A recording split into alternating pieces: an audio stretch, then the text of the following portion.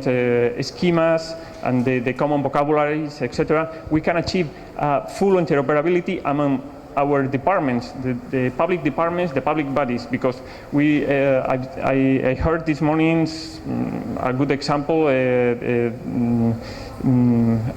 Marisa told us something like, oh, well, I have some difficulties to find the right statistics to make some reports.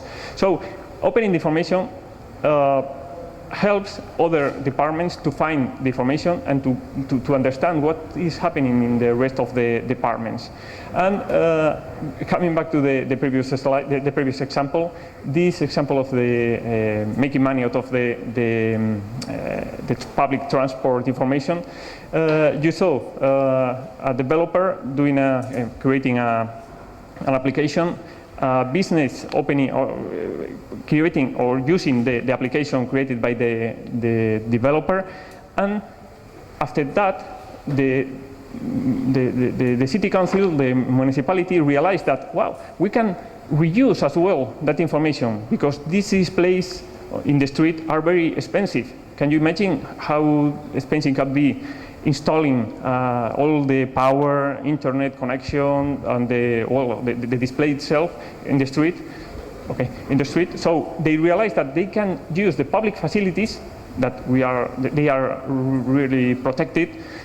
Inside the public facilities, like this hospital, they install different low-cost and recycled computers with the same information you saw in the previous slide with the tablet, and with the same information and the same code of the application. So you see a real benefit as well for the public body. And to finish with the benefits, of course, participation. And if we have participation, if we open the information, we open another channel with the citizens to communicate with. There is another one to get them aware of what we do, and they can provide us a direct feedback to correct our information. We can be wrong, but they can help us to help and to correct, to make more accurate the information. This is a good example about how to integrate with the civil society and the citizen in general.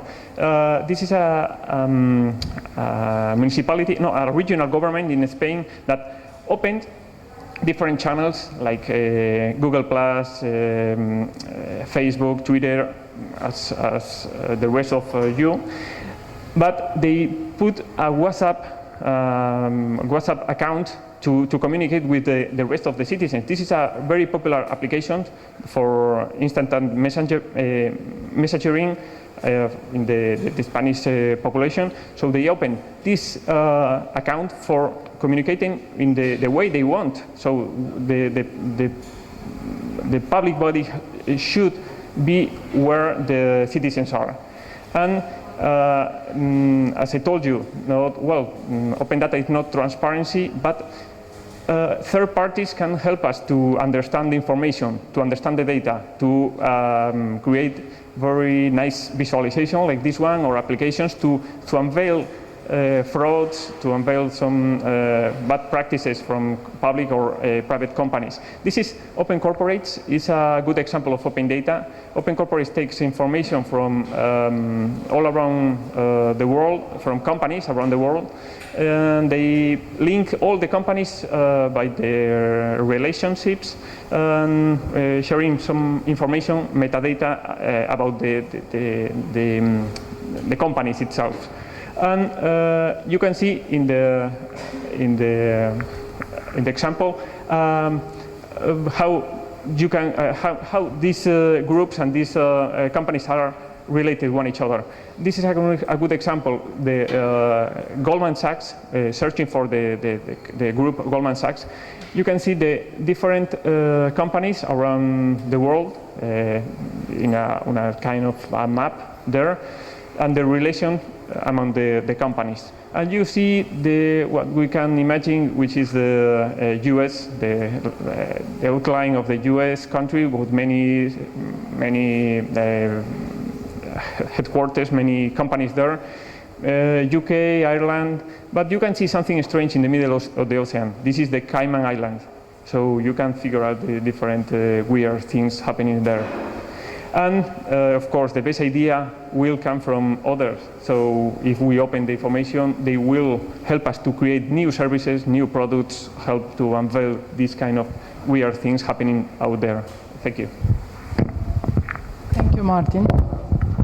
We have on purposely chosen to end this plenary format of discussions with Bogdan's speech on a very specialized organization dealing for data. He's representing the Association for Technology and Information, Internet, but he's also very much involved in the organized work of the organizations in Romania to monitor the implementation of OGP.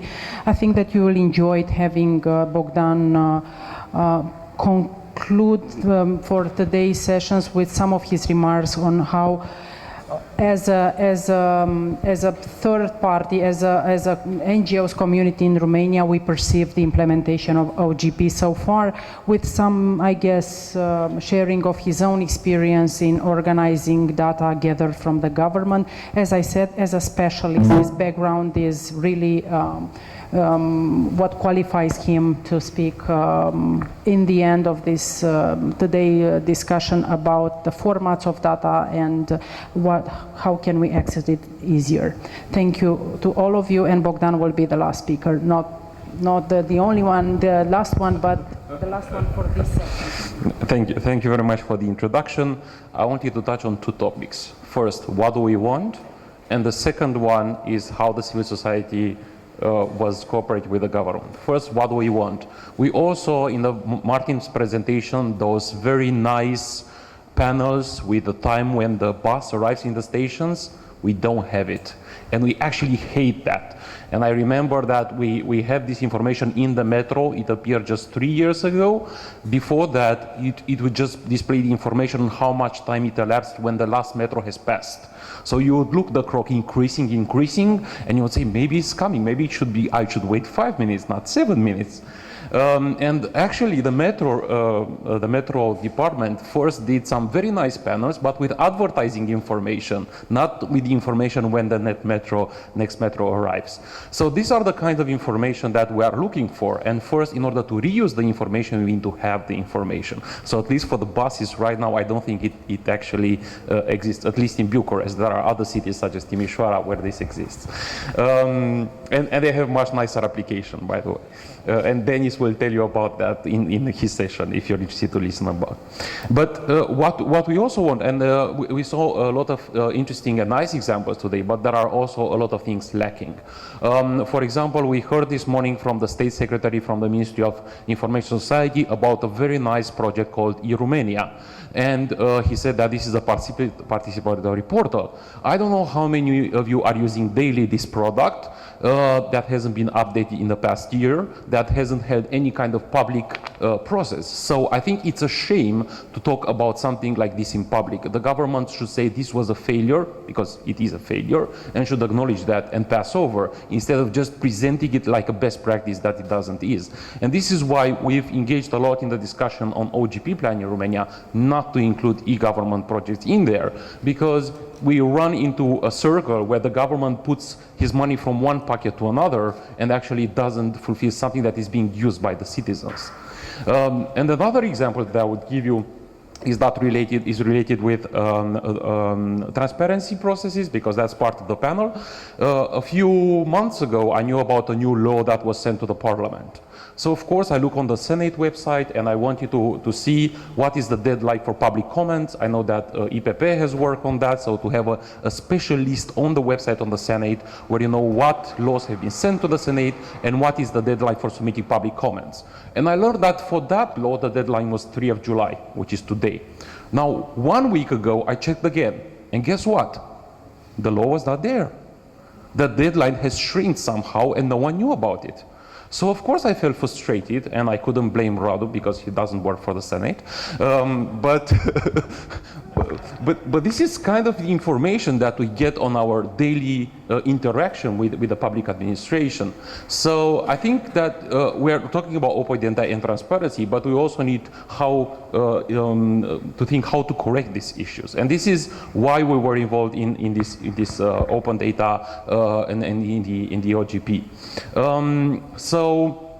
We were involved right from the beginning. I would say there is a huge increase in participating from the civil society in the OGP plan and talking with the government. We had a great luck that we have a real partner for discussion in the government in the name of the Department for Online Services and Design, because there are other parts of the government that actually do not talk with us or with other counterparts. So we had a very great luck in this respect, and I think that we've achieved something, maybe not as much as we'd have wanted, because we always want something overnight, but we were maybe less willing to cooperate on very formal issues. So this is why I don't think we would have accepted a forum that has been proposed by the government, but we've actually created our own internal open data coalition where NGOs can take part, and this is a very open coalition. Instead, and having talks, informal talks with the government and with the DCOD, instead of having one formal institution where we need to be present in order to talk about open data. And I think that has been very helpful and good for both parties. And one issue that we need to applaud for the Department of Online Services and Design is the fact that they understood very well that we will criticize them, not only applaud them.